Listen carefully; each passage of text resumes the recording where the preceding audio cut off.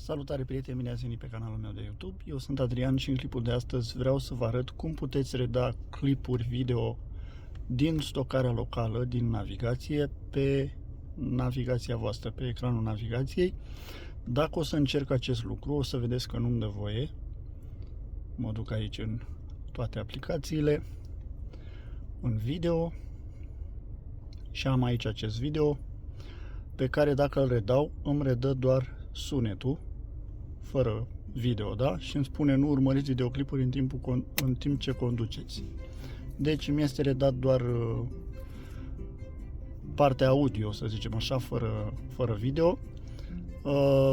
Mă gândesc că poate e util în cazul în care descărcați filme offline și vreți să le vedeți pe navigație în timp ce mergeți, bine, nu cel care conduce, ci pasagerii.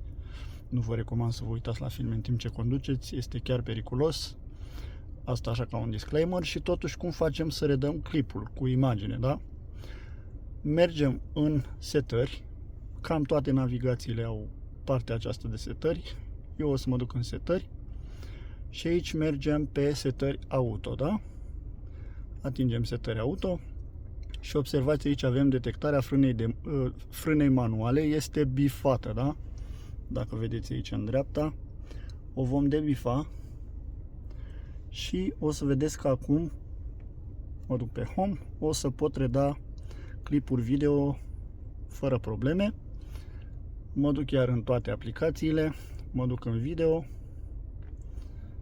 da?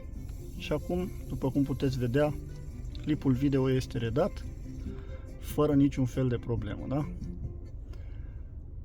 Cam atât de simplu este. Eu n-am știut chestia asta, am descoperit-o întâmplător, am luat legătura și cu producătorul navigației, cu chinezul, să zicem așa, și a zis că o să ia legătura cu stafful și o să-mi zică cum să fac să redau clipuri video de pe stocarea locală din navigație sau de pe stick, dacă atașați aici un stick cu filme.